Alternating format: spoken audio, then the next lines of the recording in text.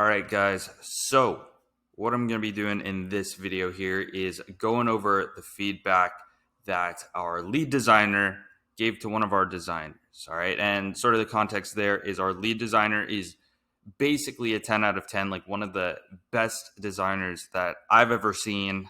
I've seen a lot of designers. Okay. But um, perfect 10 out of 10 at design. Basically, the Pablo Picasso of email marketing, email designs. So, those people are really hard to find. Our designer, who she's training, is about an 8 out of 10. She's really good. She has the potential, but she's not quite at the 10 out of 10 level yet. So that's why I put her under the lead designer, basically give her feedback and stuff. So I saw this going on in the Slack channel, so I figured this would make some pretty solid Twitter content. So here we go. All right, so here's how I laid it out. So this is the original email that our 8 out of 10 designer submitted to our lead designer. Here's the feedback from our lead designer, and here is the final product. So it's pretty cool. All right, so let's start with this one. The main thing is going to be the background here. So let's check this out. I mean, overall, like it looks decent, you know what I mean? But it doesn't look like amazing, you know what I mean? So, here's what she said. So, I find the email very simple. So maybe try removing the background of the picture and then adding a photo in the background with transparency, like the examples above. These ones.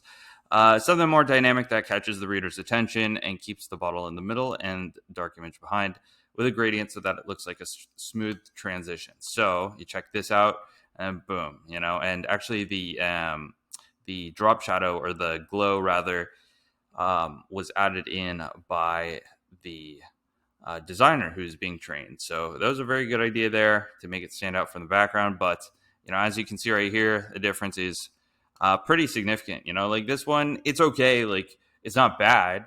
But it is pretty simple. It's kind of just like, it's good, but it's not amazing. This one, it's like, okay, like it just comes across as a lot higher quality. So really good stuff there. The cool thing is the designers, they get these ideas, and if they're any good, then it sticks with them. So they don't need to repeat.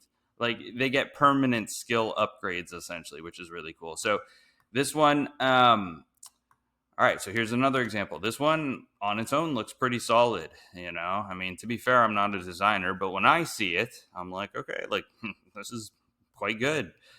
But, this is why you have people who are better than you at stuff. The lead designer sees stuff that I don't see. So in this case, fix the gradient so that it's the same as the other email so that it's smooth. I'll show you what she's referring to here in a second. The word artisan crafted should be together if possible, since it's a long word. It's difficult, so try doing something like this. All right, so what she's talking about here with the gradient is this is kind of strong, sort of the white. It's very abrupt. So here's an example that she gave on a separate one. She says, I feel like the gradients is a little strong here, so I fixed it to make it more smooth. Essentially, what she's talking about is that the transition isn't as abrupt. She makes it sort of more gradual, which, again, it's not something I necessarily would have noticed, but it's like you can tell. All right. So this one right here is the final product. So let's just drag this over so you can see.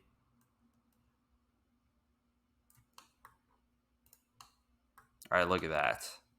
I mean, yeah, like even the text, like what she puts on each line, like that's like, who's gonna notice that? Like you subconsciously kind of notice it. Like this one just looks a lot better.